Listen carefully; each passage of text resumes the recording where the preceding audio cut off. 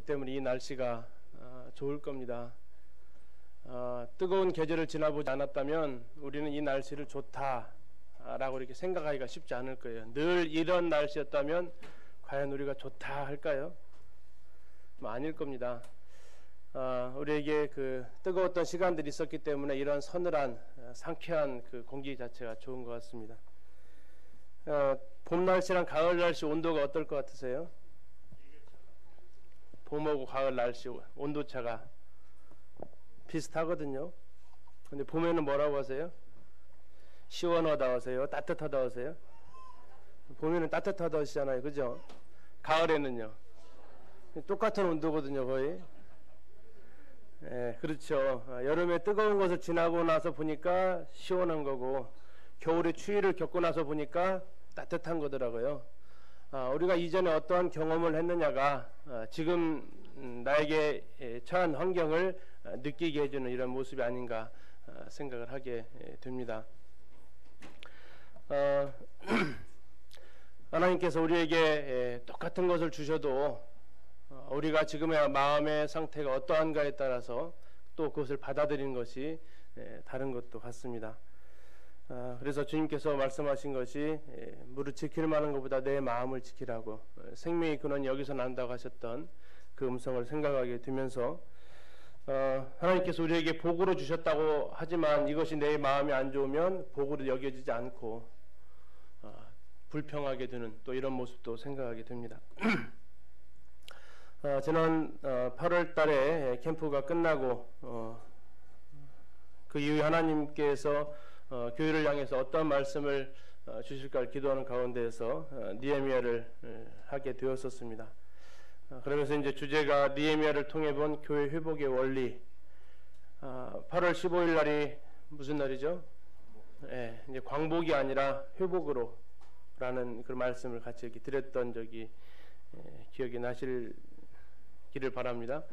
예, 광복이 아닌 이제 회복으로.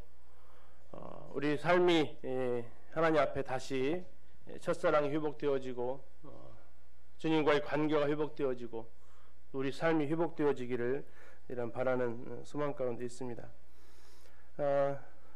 개인적으로 감사하는 것은 어쨌든 이 교회 회복의 원리에 대해서 말씀을 전하고 제가 전화 한 통을 받았습니다. 오랜만에 받아본 전화 한 통이었는데요. 전에 알고 있었던 한 자매님에게서 전화 한 통을 이렇게 받게 되었습니다. 문자를 주셨고 제가 전화를 한 거네요. 그런 과정 속에서 한 지체를 좀 돌아봐 달라고 연락을 받게 되었고 그런 가운데서 이제 그 지체를 만날 수 있게 되었습니다. 1987년도에 화평육교회가 개척이 됐었습니다. 서전주교회에서 당시에 이제 복음집회를 3박 4일간 허인호 형제님 초청해서 화평리에서 복음집회를 했었는데 제 고향입니다. 거기서 3박 4일간 복음집회를 하면서 그때 구원의 역사가 눈에 띄게 또 3박 4일간 매일같이 그 예배당이 비좁을 정도로 영혼들이 더해지는 그런 모습들을 보고 복음집회가 진행되는 가운데 그때 교회가 없었습니다. 복음집회가 진행되는 가운데 긴급 형제님들의 모임이 있었습니다. 복음집회 끝나고 이 영혼들을 그냥 내버려 둘 것인가 아니면 이곳에 하나님의 인도하심을 보고 교회를 세워서 이들을 돌아볼 것인가 하는 가운데서 이제 그곳에 하나님의 교회를 세우는 것이 하나님 인도하신 것 같다고 만장일치는 아니지만 대부분의 형제님들이 거기에 동의를 하셨고 그래서 1월 달에 갑작스럽게 그곳에 이제 87년 1월 달에 모임이 세워졌습니다. 그 전까지 이제 저희 가정하고 저희 형님들은 이제 전주로 화산에서 전주로 계속해서 제가 초등학교 4학년 때부터 교회를 나왔었죠. 그런 가운데서 이제 1월 달에 복음 집회가 있고 그때 워낙 많은 영혼들이 있었기 때문에 4월 달에 익산의 양지영 형제님 초청해서 다시 한번 복음 집회를 했었습니다. 그때 이제 이 자매가 구원을 받았고요. 가정 형편 때문에 이제 그 안산으로 올라가서 모임 생활을 했습니다. 그리고 이제 대학 진학과 관련되어져서 서울로 올라가서 다시 모임 생활을 하다가 약 한 구원받은 10년 정도 교육 가운데서 주님 섬기다가 한 20년이라는 시간을 모임 밖에서 이렇게 생활을 하게 되었고, 그런 가운데서 이제 한 20여 년 동안 생활하다가 작년 8월 달에 전주로 내려오게 되었고요. 내려왔는데 이제 아무 연락도 안 오고 이제 조용히 내려온 거죠. 그러다가 이제 1년 만에 전주로 내려왔다는 소식을 알게 되고 가서 이제 만나서 그동안 살아왔던 이야기를 좀 듣고, 그런 가운데서 주님께서 이제 그 심령을 다시 회복시키시기를 원하시는 그런 마음이 그 안에 일어나게 되고, 그런 가운데 이제 오늘 이곳에 이렇게 참석하게 되었습니다. 20년 만에 다시 모임 안에 들어온다는 것이 뭐 쉬운 부분만은 아니었을 것입니다. 상당히 좀 어색하게 느껴질 수도 있고, 근데 이제 뭐 개인적으로는 제 중학교 동창입니다. 그래서 성도님 더 따뜻하게 맞아주시고 또 이렇게 사랑으로 또 영접해 주시면 좋겠습니다. 아까 아이들이 안 와서 주일학교 때 참석원이라고 아이들 안 와서 인사를 못 했는데요. 지금 아이들 같이 와서 인사 잠깐 하겠습니다. 잠깐 한번 일어나 주실래요? 자매님의 이름은 이서영 자매이고요. 아들이 지금 한보민, 딸이 한보윤 이렇게 같이 왔습니다. 박수로 환영해 주시면 감사하겠습니다.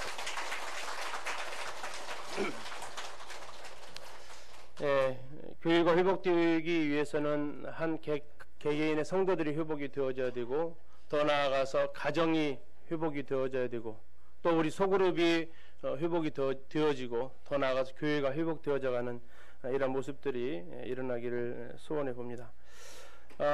지난 8월 달에 느헤미야서에 대해서 간단하게 말씀을 좀 드렸죠. 느헤미야가 어떠한 사람이고, 원래는 페르시아 제국의 왕이 술 맡은 관원장이었다가 이스라엘 제국의 이스라엘의 성벽을 재건하기 위해서 유대 총독으로 부임해 가지고 52일 만에 성벽을 재건한 이 사람인 것을 이렇게 보았습니다.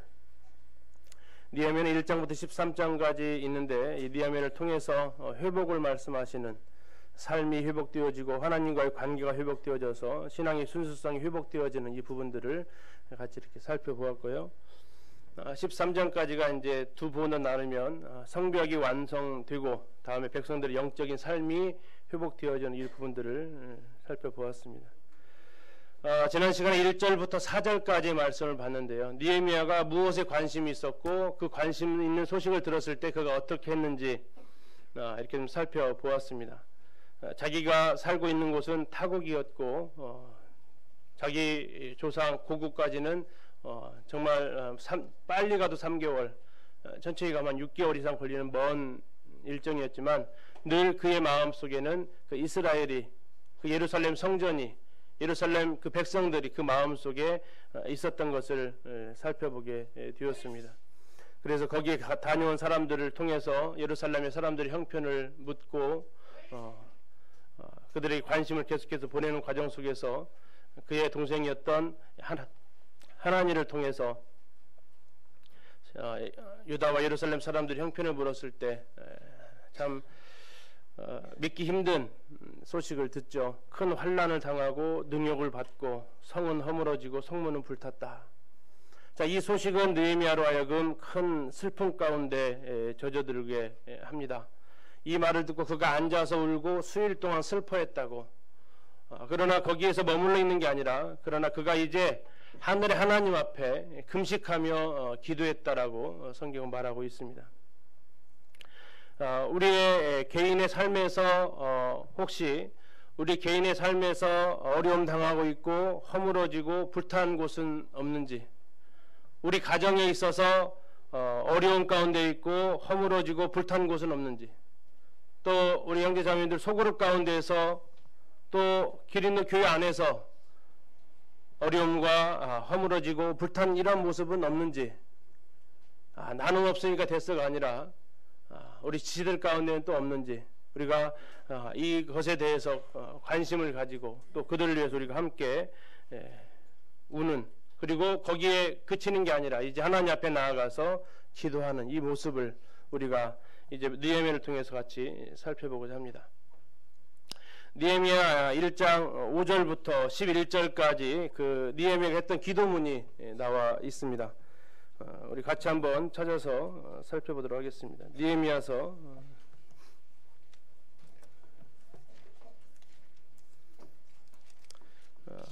727쪽 느헤미야서 1장. 이러한 순간에 우리는 어떠한 기도를 해야 할까? 내 삶에 어려움이 찾아오고 내 삶 가운데서 고난이 있고 또 허물어지고 무너진 불타버린 이러한 상처 가운데 있을 때 우리 하나님 앞에 드릴 기도는 어떠한 기도일까를 같이 살펴보고자 합니다. 5절 6절 우리 형제님 자매님들 교독에서 같이 한번 읽겠습니다. 찾으셨으면 형제님들부터 읽어주시면 감사하겠습니다. 시작.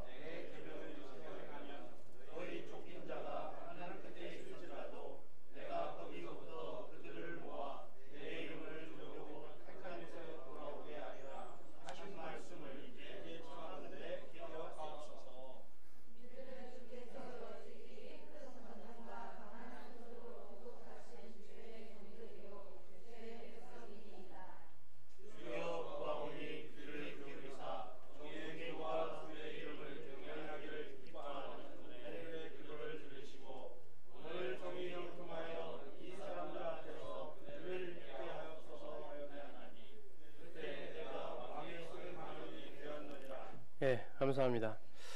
지금 화면을 보시면 이 기도는 크게 네 부분으로 나뉘어져 있습니다. 5절 그리고 6절과 7절, 8절과 9절과 10절 그리고 마지막 11절 색깔로 이렇게 구분을 좀 해드렸는데요. 이러한 시의 모습은 시편에서 자주 발견되는 또 시의 하나의 모습이기도 하고 또 믿음의 선진들이 자기의 고난 가운데 찾아왔을 때 또 어려운 문제를 하나님 앞에 내려놓을 때 이와 같은 형태로 기도를 하는 모습들을 우리가 또 이렇게 볼 수 있습니다.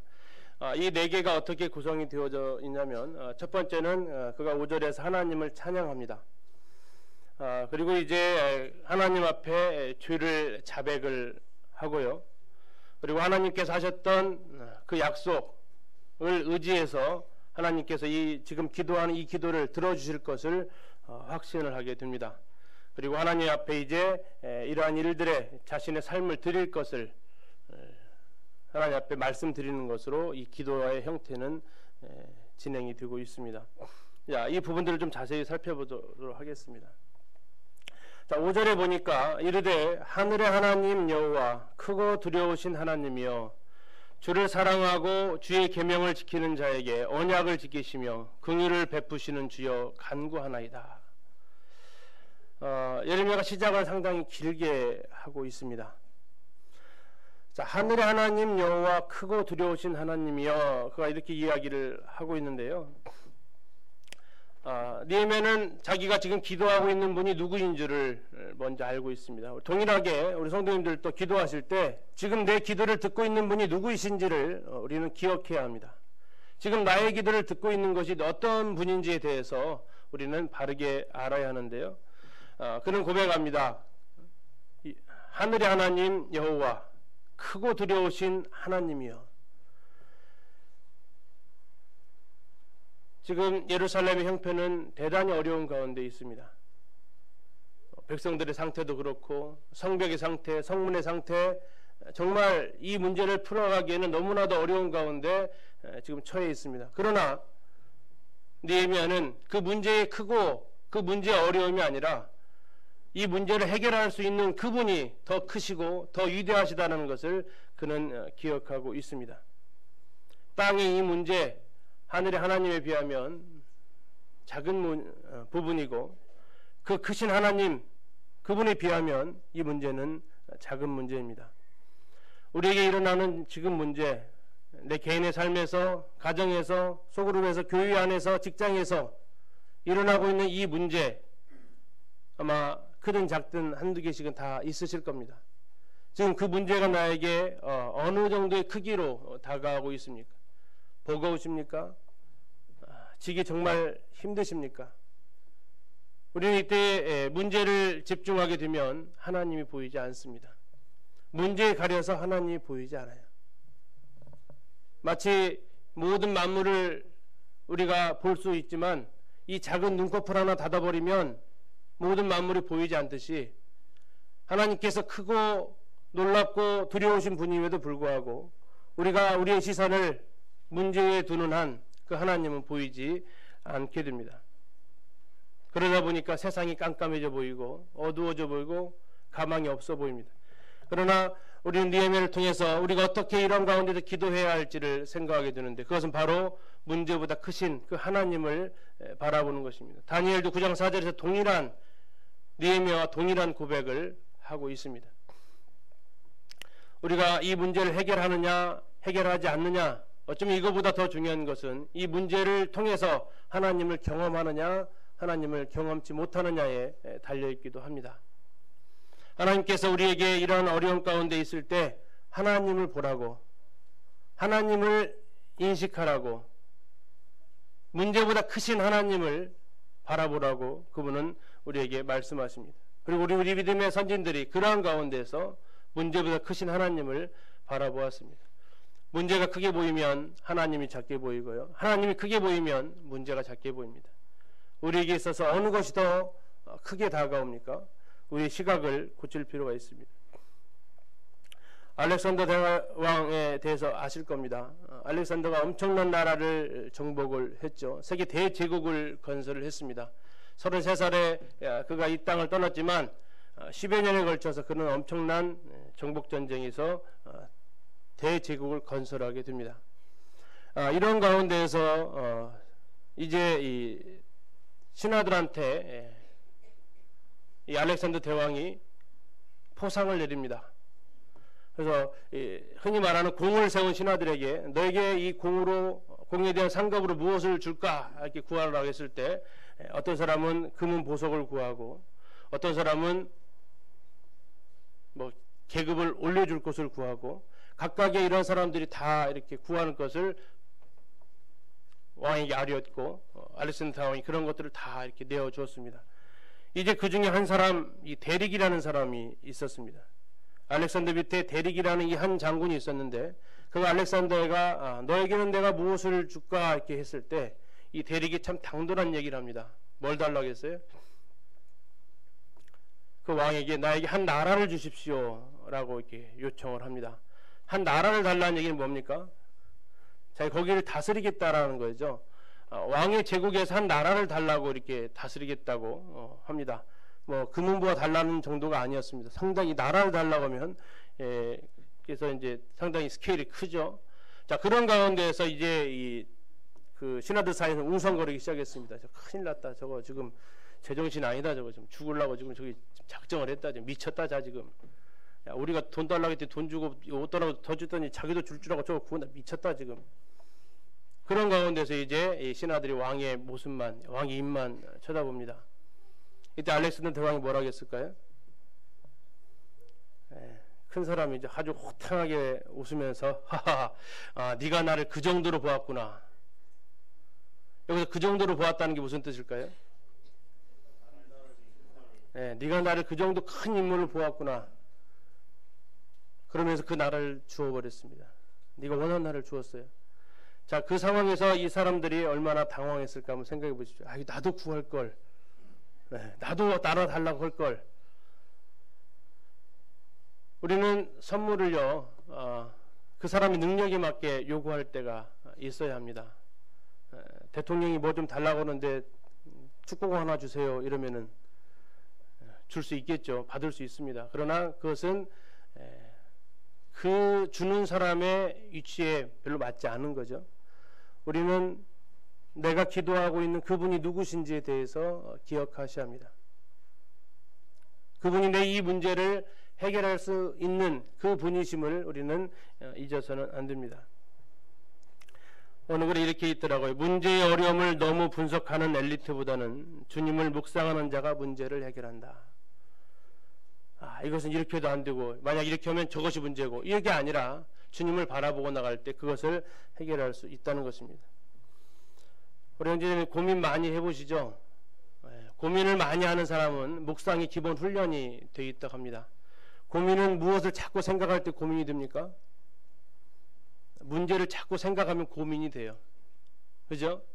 자, 묵상은 뭘 자꾸 생각하는 겁니까? 하나님을 자꾸 묵상하고 하나님 말씀을 생각하면 이게 묵상이 돼요. 똑같은 시간을 보내실 겁니다. 문제를 생각하면서 고민하시든지 하나님을 생각하시면서 묵상하시든지 나에게 일어난 이 문제를 놓고 고민 가운데 빠져 있든지 나에게 일어난 이 문제를 하나님 앞에 놓고 기도하고 있든지 기도하실래요? 고민하실래요? 아무것도 안 하실 듯한 표정이세요? 기도하시겠습니까? 고민하시겠습니까? 네, 기도해야 됩니다. 지금 나에게 어려움이 찾아왔다는 것은 기도하는 것입니다. 지금 나에게 어려움이 찾아왔다는 것은 주님께서 나에게 요청하시는 거예요. 나랑 함께 겟세마네로 가자. 나와 함께 겟세마네로 가자. 주님이 그곳에서 기도하셨잖아요. 십자가를 앞에 두고 그분이 기도하셨습니다. 두 번째 느헤미야는 하나님을 이렇게 표현하고 있습니다. 주를 사랑하고 주의 계명을 지키는 자에게 언약을 지키신다. 두 번째 느헤미야가 알고 있는 하나님, 그 하나님은 자신의 약속을 지키시는 분이심을 그는 기억합니다. 약속을 지키시는 하나님께서 이제 지금 느헤미야가 기도하는 것을 들어달라는 겁니다. 첫 번째는 크고 두려우신 하늘의 하나님이었습니다. 근데 그 하나님은 어떤 하나님이냐면 자신이 약속하신 것은 반드시 지키시는 하나님이라고 하나님의 그 약속을 의지해서 그가 나아가게 되는데요. 이 약속은 레위기와 신명기를 통해서 그스라엘 백성들이 이스라엘 백성들이 죄 가운데 있다가도 그들이 돌이키면 하나님이 그들을 용서해 주시고 회복해 주시겠다라는 그 말씀이 레위기서와 신명기서에 써 있습니다. 그 말씀을 하나님 그때 이스라엘 백성들에게 이 언약을 하셨지 않습니까? 하나님 그때 하셨던 그 언약을 지켜주십시오. 우리가 어려운 가운데 있을 때 우리가 기억할 것은 문제를 보지 마시고 하나님을 보시고 문제에 시선을 두지 마시고 하나님의 그 말씀에 우리가 시선을 두시기를 바랍니다. 근데 느헤미야는 전제 조건이 하나 있어요. 자, 어떤 사람에게 언약을 지키신대요? 잘 보십시오. 어떤 사람에게 언약을 지키신대요? 주를 사랑하고 주의 계명을 지키는 자. 자, 희망이 보이십니까? 좌절이 보이십니까? 희망적이셔요? 나는 안 되겠다 이렇게 혹시 생각이 드세요? 느헤미야는 이렇게 얘기합니다. 주를 사랑하고 주의 계명을 지키는 자에게 주님은 언약을 지키십니다. 다시 말하면 이스라엘 백성들에게 그분은 용서하시고 그분은 은혜를 베풀기를 원하시지만 그 죄에서 돌이켰을 때에 그것을 은혜를 베푸시는 분이지 죄 가운데 있을 때에 하나님은 언약을 지키지 아니하시는 분이십니다. 또 더 나아가서 하나님께서 이제 우리가 기억해야 할 것은 하나님께서는 주님을 사랑하고 주님의 계명을 지키는 자에게 그분의 약속을 또한 신실하게 지키신다는 것입니다. 다시 말하면 평소에 하나님 앞에 쌓아놓은 신뢰, 이것이 느헤미야에게 있었다라는 얘기고요. 그래서 그는 하나님 앞에 이제 이것을 통해서 나아가면서 기도하게 됩니다. 이렇게 말씀드리면 두 가지 반응이 나와요. 그럼 나는 기도해도 소용없겠네. 혹시 그런 생각 드십니까? 나는 이거 주님 사랑을 별로 하지도 않았고 주님의 계명도 별로 안 지켰는데 그러면 효과 없겠네. 이게 아니라 그렇다면 이제 우리의 삶을 돌이켜야 한다는 것을 기억하시면 좋겠습니다. 그러면 지금부터라도 우리가 하나님의 말씀을 지킬 것을 우리는 기억하셔야 됩니다. 하나님께서 하셨던 그 약속을 기억하십시오. 하나님께서 언제 이스라엘 백성들에게 은혜를 베푸시겠다고 했냐면 그 범하던 죄에서 돌이킬 때, 우상 숭배에서 돌이켜서 하나님 사랑으로 그들이 돌이킬 때, 그들이 하나님의 계명을 불순종하던 것에서 이제는 그 길을 버리고 회개하고 나올 때 하나님 그분께서 언약을 지키신다고 말씀하고 있습니다. 이제 우리 삶 속에서 불순종했던 이 부분에 대해서 하나님 앞에 회개하고 나오는 것이 필요합니다. 그 부분은 두 번째에서 더 보겠는데요. 자, 그러나 우리에게 은혜가 되는 것이 그 다음 구절에 나와 있습니다. 어떠한 주님이십니까? 긍휼을 베푸시는 주님이래요. 저도 동일하게 주를 사랑하고 주의 계명을 지키는 자에게 언약을 지키시는 이 하나님에서 끝났다면 저도 아마 좌절할 수밖에 없습니다. 그러나 우리가 기도하는 그분은 여기에서 끝나지 않고 긍휼을 베푸시는 주님이십니다. 긍휼이 뭡니까? 긍휼은요, 긍휼은 세 번째 줄 보시면 같이 한번 읽어볼까요? 긍휼 시작. 다시 한번 배가 고프신 것 같아요. 다시 한번 읽어보겠습니다. 세 번째 줄 긍휼은 시작.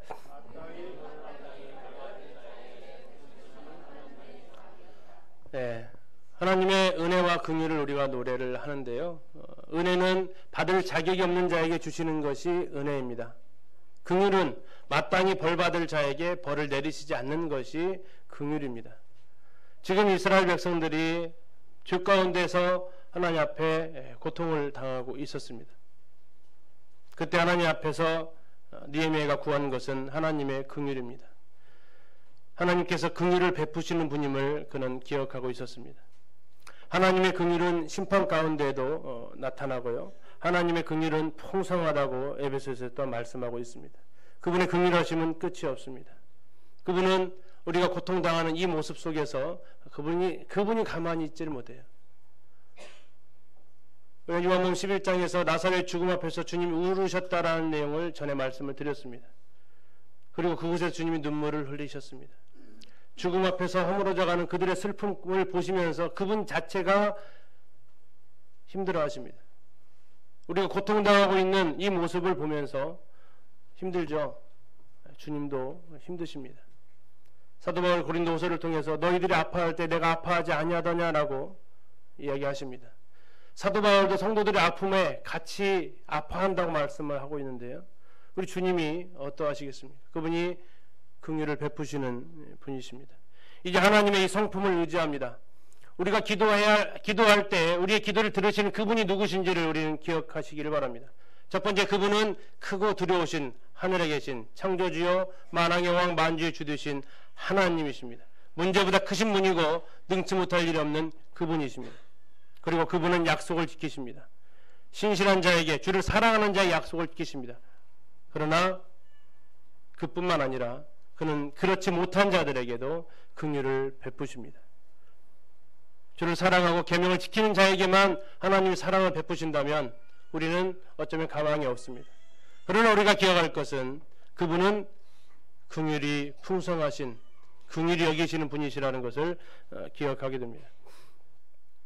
두 번째 우리가 살펴볼 것은 느헤미야가 이 기도에 대해서 기도할 때 두 번째로 했던 이 주의 자백을 같이 이렇게 보려고 합니다.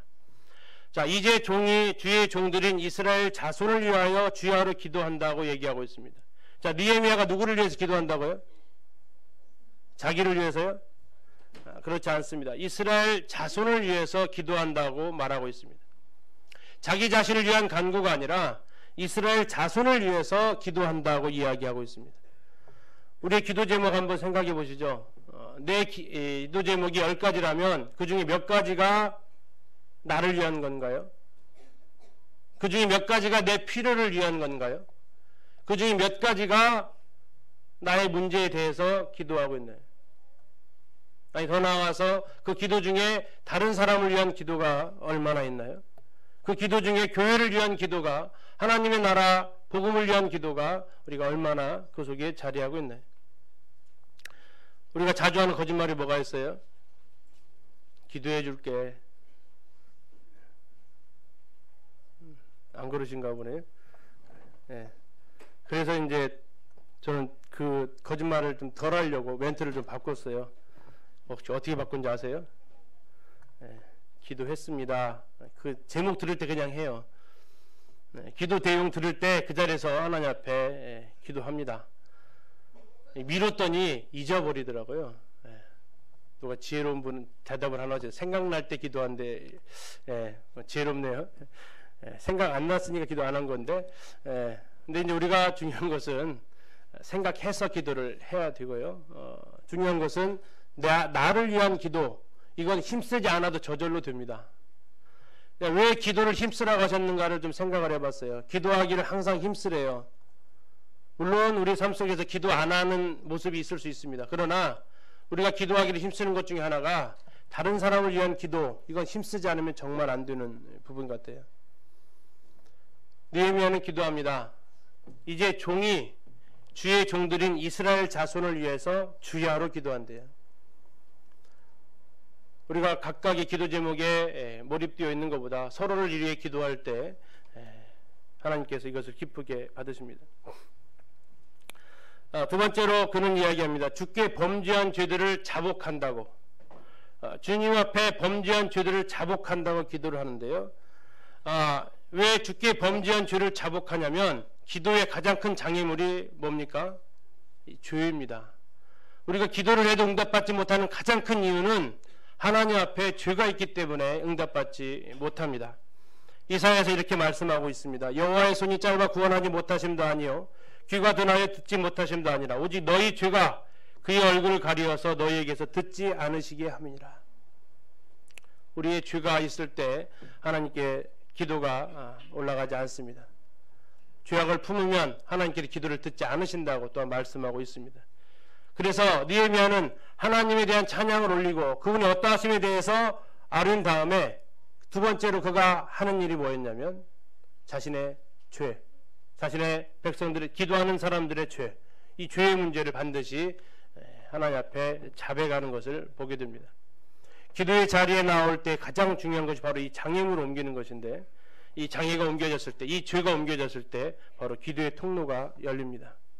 하나님과 이 관계에 있어서 이 죄악이 마음 가운데 떠오르시면 이 죄를 하나님 앞에 자백하는 것이 우리에게 필요합니다. 더 나아가서 중보기도할 때 우리가 기억하실 것이 다른 사람들을 위한 중보기도할 때 느헤미야가 했던 모습을 보면 나와 내 아버지의 집이 범죄했다라고 얘기하고 있습니다. 나와 내 아버지의 집이 범죄했다. 다시 말해서 이스라엘 사람들이 지금 예루살렘에서 겪고 있는 그 고통은 그들의 잘못 때문만이 아니고 자신의 잘못도 여기에 해당이 된다라고 이야기를 하고 있습니다. 성도들이 어려움 가운데 끼쳤을 때 자칫 우리는 범하기 쉬운 실수가 어쩌다 그랬어 이렇게 하기 쉽습니다. 그것은 그 죄는 네 문제지 나하고는 관계없는데 이러한 시각으로 바라보는 이것은 우리가 조심해야 될 부분입니다. 이것은 우리가 어려움 가운데 있는 지체들을 바라보는 바른 자세가 아닙니다. 그들의 죄악이 내 죄악이고 왜요? 한 몸이니까요. 우리가 하나라고 하면서 죄 따로 몸 따로 이러면 안 되잖아요. 느헤미야는 그렇게 하지 않았습니다. 이스라엘 예루살렘에 사는 그들의 죄 따로 페르시아 제국에 사는 우리들의 죄 따로가 아니라 그들은 한 민족이라는 그 속에서 그들의 죄악 때문에 당하는 그 어려움이 지금 자신의 책임과도 연결되어져 있다고 이야기하고 있는 것입니다. 그리고 나서 이제 그는 하나님 앞에 기도를 합니다. 죄를 자복했습니다. 하나님, 이제는 귀를 기울이시며 눈을 여시사 종의 기도를 들으시옵소서. 기도는 하나님이 들으신다는 것을 확신할 때 드려질 수 있습니다. 그런데 하나님께서는 여러 곳에서 이 말씀을 약속을 하셨습니다. 여호와의 눈은 의인을 향하시고 그의 귀는 그들의 부르짖음에 기울이신다고. 그냥 흘려듣는 게 아니라 집중해서 듣는 것입니다. 무슨 기도를 하는지 그들이 무슨 이유로 부르짖고 있는지 그분이 귀 기울여서 듣고 계십니다. 우리가 하나님 앞에 기도할 수 있는 이유이기도 합니다. 자, 그러면 무슨 죄를 졌는가? 이제 7절에서 나오는데요. 하나님 앞에 죄를 자부 간다고 했습니다. 그런데 그들이 그런 범한 죄가 무엇인가? 7절에 주를 향하여 크게 악을 행하여, 자, 큰 악을 행했다고 얘기하고 있습니다. 자, 그 큰 악이 뭐냐면 주께서 주의 종 모세에게 명령하신 계명과 율례와 규례를 지키지 않았다라고 얘기하고 있습니다. 그들이 하나님 앞에 크게 악을 행했는데 그것은 하나님의 말씀을 지키지 않았다라는 것입니다.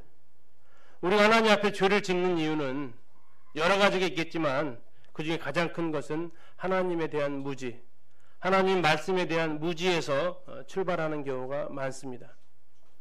하나님 말씀에 대한 무지가 불순종으로 가는 첫 단추이기도 합니다. 느헤미야는 이것을 심각하게 얘기했습니다. 하나님 말씀을 지키지 않은 것에 대해서 그는 심각하게 얘기했습니다. 그가 크게 악을 행했다라고 하나님 앞에 자백하고 있습니다.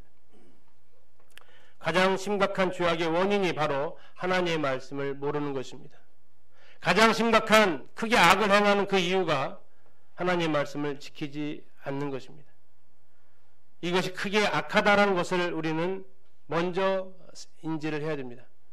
하나님 말씀을 모르고 하나님 말씀을 지키지 않는 것이 가장 큰 죄악이라는, 이게 하나님 앞에 큰 악이라는 이 사실을 우리는 기억해야 됩니다. 이게 뿌리입니다. 이것으로 인해서 다른 많은 문제가 파생이 되는데 이 뿌리를 치료하지 않는 이상 이 문제는 해결되어지지 않습니다. 이제 느헤미야의 세 번째 시선은 하나님의 약속으로 나아가게 됩니다. 첫 번째, 그는 하나님의 어떠하심을 바라보았습니다. 그리고 두 번째, 이제는 자신의 죄악됨을 하나님 앞에 다 자백을 했습니다.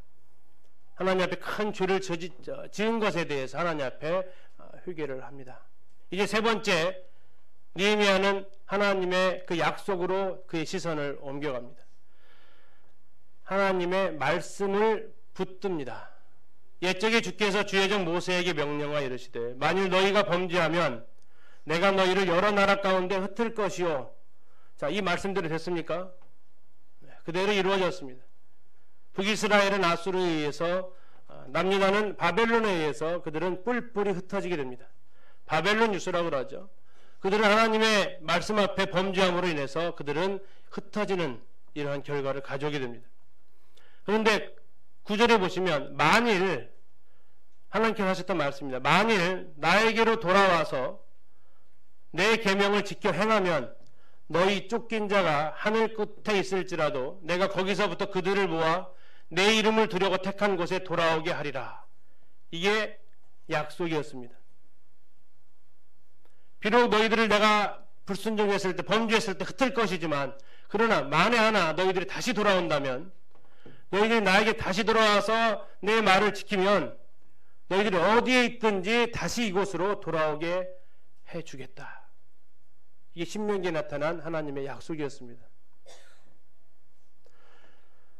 돌아오게 하리라 하신 말씀을 이제 청하건대 기억하옵소서. 이들은 이 말씀을 통해 우리가 기억할 것은 응답받는 기도는 바로 하나님의 말씀에 성경적인 근거를 두고 있다라는 것입니다. 우리가 기도할 때에 하나님의 말씀을 알아야 되는 이유가 바로 그 하나님의 말씀을 붙드시기 바랍니다. 우리 부모님들이 약해질 때가 어떤 때예요? 엄마 이거 사준다고 했잖아요. 그러면 어떻게 해야 돼요? 사줘야 돼요. 했으니까. 네. 이 약속이니까. 그때 안 지켜지면 신뢰도가 무한 추락을 하죠. 하나님은 그분의 약속하신 것을 지키십니다. 그분은 신실하시기 때문에. 그래서 우리가 붙들 수 있는 것은 그분의 약속이에요. 그분의 약속을 붙들기 위해서 우리는 그분의 말씀을 알아야 합니다. 그래야 하나님 앞에 그 말씀을 의지해서 나아갈 수 있고요. 우리가 응답받지 못한 기도가 있다면 우리는 살펴봐야 됩니다. 그것이 과연 성경의 기초를 두고 있는 기도인지 아니면 내 이기심과 욕심의 근거를 두고 있는 건지.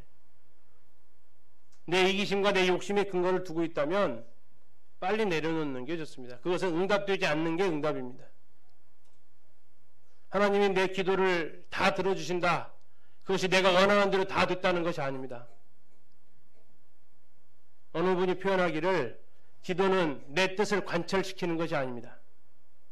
기도는 하나님의 뜻을 받아들이는 것이 기도입니다. 기도의 응답은 내 뜻대로 이루어지는 것이 기도의 응답이 아닙니다. 기도의 응답은 하나님의 뜻이 이루어지는 것입니다. 하나님의 말씀이 성취되는 것입니다. 우리가 드려지는 기도, 과연 이것이 내 양심에 물어서 정말 성경적인 것인지 아니면 내 욕심에 이끌려서 내 이기심에 이끌려서 드려지는 기도인지 우리는 내 양심에 비춰봐야 됩니다. 하나님 말씀에 비춰봐야 됩니다. 하나님이 약속하셨으면 하나님께서 이루십니다. 우리 아이들도 갖고 싶은 것이 너무나 간절하면 부모의 약속과 관계없이 떼를 씁니다. 그죠? 자, 약속한 것은 아빠 사달라고 했잖아요. 그러면 사줘요. 그죠? 그런데 사준다고 약속한 적이 없어요. 근데 갖고 싶어요. 그럼 아이들이 어떻게 해요? 떼를 써요. 떼를 쓰면 어떻게 돼요? 그렇죠. 맞아요. 그게 응답이에요. 떼를 썼는데 들어줬다. 그건 자녀를 망치는 일입니다. 떼를 써가지고 물건 사주시면 자녀를 망하게 하는 길입니다. 하나님은 이걸 잘 아세요. 우리가 떼 쓴다고 하나님 들어주지 않으세요. 그건 망하는 길이니까. 우리들의 기도가 하나님 앞에 성경적으로 하나님 말씀이 하나님 뜻대로 하는 기도가 되어야 할 것을 기억하시면 좋겠습니다. 두 번째, 그럼에도 불구하고 하나님께서 우리가 기도하기를 원하십니다. 하나님 우리에게 있어야 할 바를 아시나요? 모르시나요? 우리가 뭘 필요한지 아세요? 모르세요? 아시잖아요. 그런데 왜 기도를 우리가 해야 돼요? 우리가 기도해야 되는 이유가 뭡니까? 하라고 했으니까? 왜 하라고 하실 것 같아요? 있는 거 뻔히 있어야 될 거 뻔히 아시면서 왜 기도하라고 하실 것 같아요? 우리 에스겔을 통해서 같이 한번 확인하겠습니다. 이 말씀은 좀 찾아서 보도록 하겠습니다. 에스겔서 36장입니다. 나의 모든 것을 아시는 하나님, 내가 있어야 될 것이 무엇인지 아시는 그 하나님, 그 하나님이 왜 그럼에도 불구하고 기도하라고 하실까? 에스겔 36장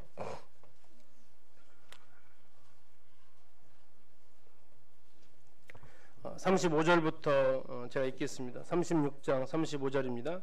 사람이 이르기를 이 땅이 황폐하더니 이제는 에덴 동산같이 되었고 황량하고 적막하고 무너진 성읍들의 성벽과 주민이 있다 하리니 너희 사방에 남은 이방 사람이 나 여호와가 무너진 것을 건축하며 황폐한 자리에 심은 줄 알리라. 나 여호와가 말하였으니 이루리라. 37절 같이 한번 읽겠습니다. 시작. 주 여호와께서 이같이 말씀하셨느니라. 그래도 이스라엘 족속이 이같이 자기들에게 이루어 주기를 내게 구하여야 할지라. 예. 하나님 말씀하십니다. 주 여호와께서 이같이 말씀하셨느니라. 그래도 이스라엘 족속이 이같이 자기들에게 이루어 주기를 나한테 구해야 된다. 어쩌면 이런 말입니다. 너희들이 안 구해도 내가 할 일은 한다. 예, 어쩌면 맞습니다. 우리가 기도하지 않아도 될 일은 돼요. 그래도 하나님 말씀하십니다. 그래도 기도해야 된다고. 그래도 나에게 구해야 된다고 말씀하십니다. 너희들의 기도와 관계없이 내가 이루고자 하는 일은 그분 이루어 가십니다. 왜 기도를 해야 돼 그런데요? 그래도 기도하래요. 그래도 나에게 구하래요. 왜 그래요? 38절 하나님 말씀하십니다. 제사드릴 양떼 곧 예루살렘이 정한 절기 양무리 같이 황폐한 성읍을 사람의 때로 채우리라. 그리한즉 같이 읽겠습니다. 시작. 왜 기도해야 할까요? 하나님 그분을 경험하는 것입니다. 예, 성도님들 복음주의 아프고 기도하시나요? 기도 안 하셔도 하나님께서 일하십니다. 맞습니다. 그러나 기억하십시오. 기도하지 않는 사람 하나님을 경험하지 못합니다. 기도하지 않는 사람 하나님이 누구신지 알지 못합니다. 기도하는 사람만이 하나님이 어떠하신 분인지를 알게 될 거라고. 그들이 나를 여호와인 줄 알게 될 거라고 하나님 말씀하십니다. 하나님 위해서 기도하는 게 아닙니다. 하나님이 능력이 부족해서 우리 기도를 돕는 거 아닙니다. 하나님 우리의 기도를 응답하시는 이유는 네가 나를 알게 하기 위해서, 하나님을 알려주시기 위해서, 하나님이 어떠하신 분인지를 보여주기 위해서. 기도 안 해도 들릴 테요. 우리의 기도에 묶이지 않으십니다. 그러나 기도하지 않는 우리는 그 하나님을 알지 못해요. 불행입니다. 기도하지 않을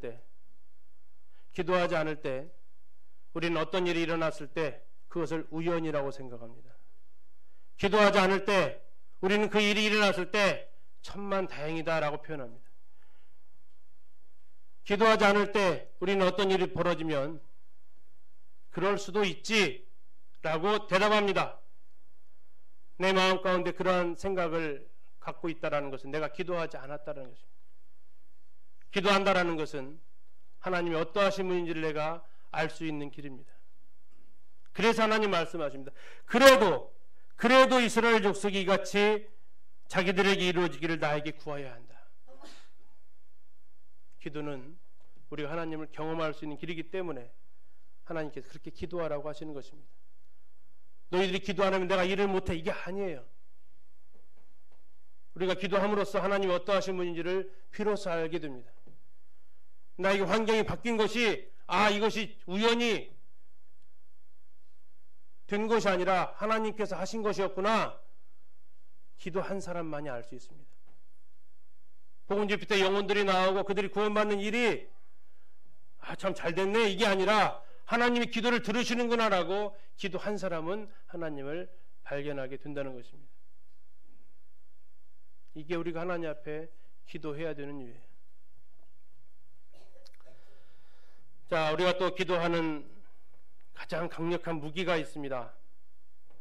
10절에 이들은 주께서 일찍이 큰 권능과 강한 손으로 구속하신 주의 종들이요 주의 백성입니다.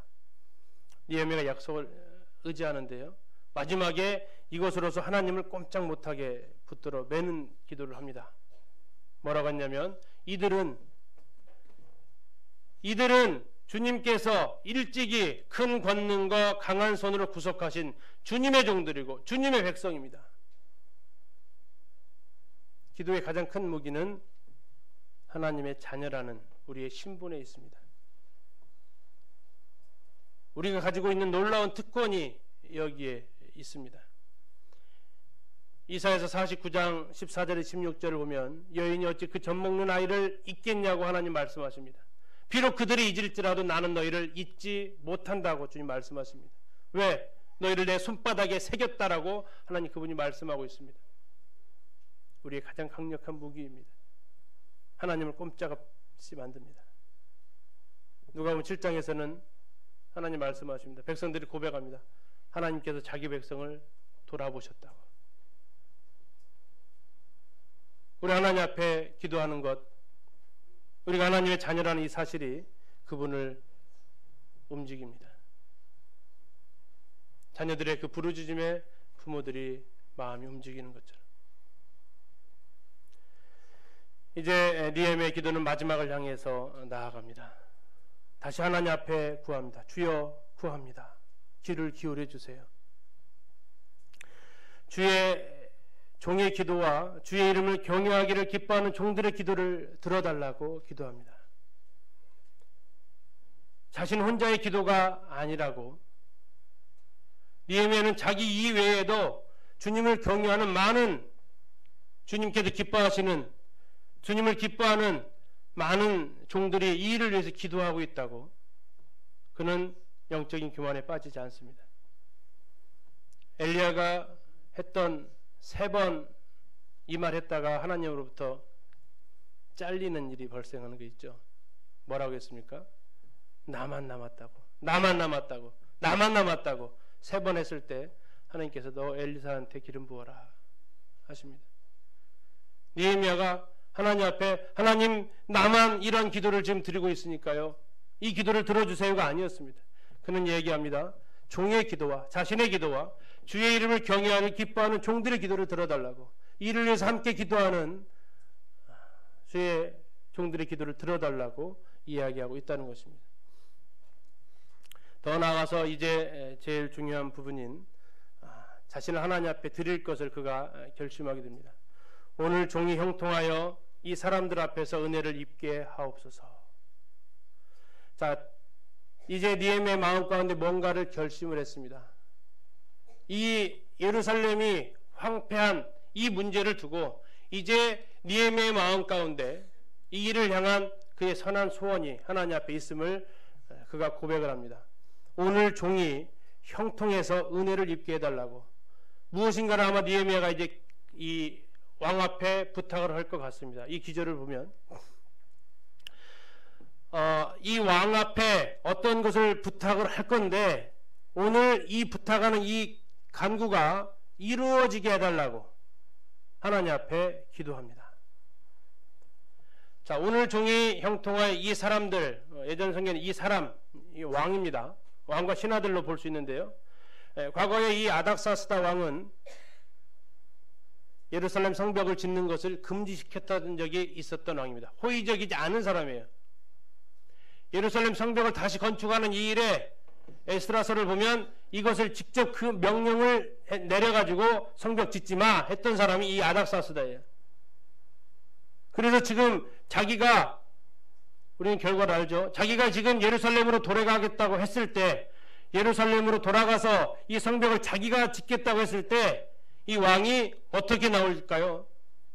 예상된 시나리오면, 너 지금 뭔 소리 하는 거냐? 너 내가 얼마 전에 그거 금지시킨 거 몰라? 내가 그 일을 못하도록 명령을 내렸었는데 네가 이제는 네가 직접 가겠다고? 이런 상황이 벌어지는 겁니다. 자, 이때 느헤미야가 기도했던 것이 오늘 종이 형통해서 이 왕 앞에서 은혜를 입게 해달라고 기도를 하고 있습니다. 왜요? 잠언에 보니까 왕의 마음은 하나님의 손에 있다고 말씀하고 있습니다. 하나님께서 이 왕의 마음을 움직여 달라고. 전에는 금지시켰던 그였지만 이제는 하나님께서 움직여 달라고 기도하고 있습니다. 하나님을 모르는 왕을 통해서도 하나님은 당신의 백성을 구원할 무대를 이제 만들어가게 될 것을 하나님 앞에 요청하고 있습니다. 내가 이제 왕에게 요청할 겁니다. 내가 이제 왕에게 내가 내 조국으로 돌아가서 성벽 짓는 일을 완성하겠다고 왕이 부탁할 것입니다. 하나님, 전에 이 왕은 이 일을 못하도록 방해했던 왕입니다. 그럼에도 불구하고 하나님, 제가 가겠습니다.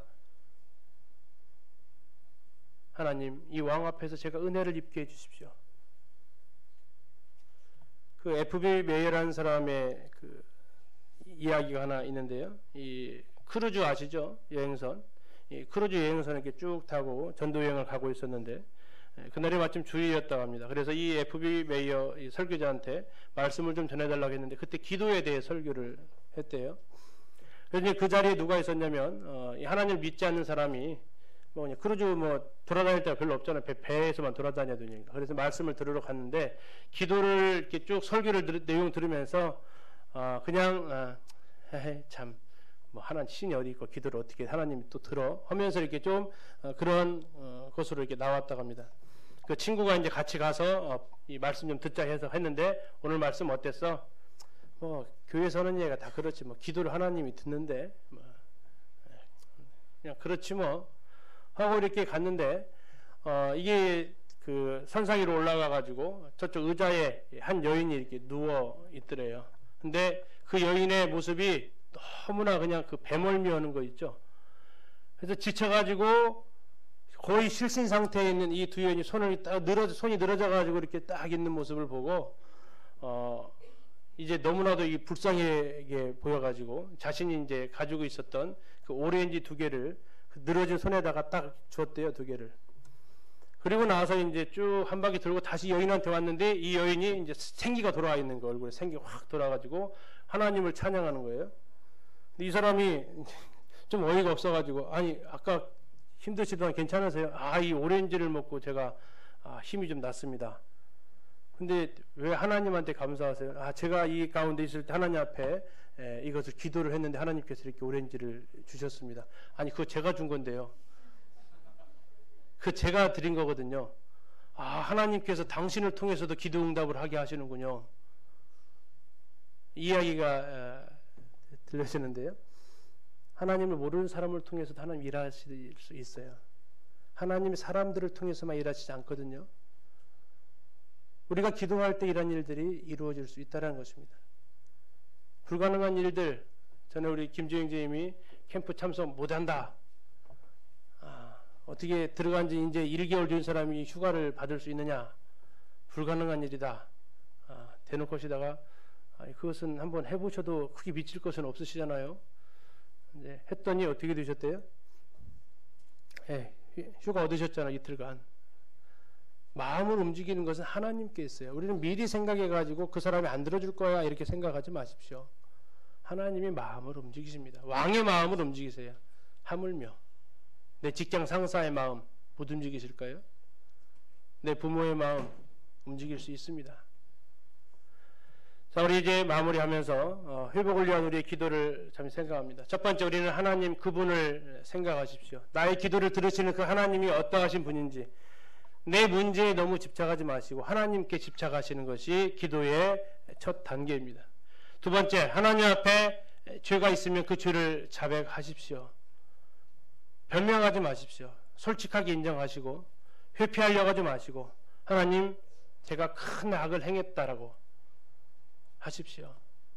개인의 삶에서, 우리 가정에서, 소그룹에서, 교회 안에서, 직장에서 어떤 일이 있든 하나님 앞에 죄가 기억나게 하시면 이 죄를 하나님 앞에 내려놓으셔야 됩니다. 그리고 이제 우리가 붙들 것은 하나님의 말씀입니다.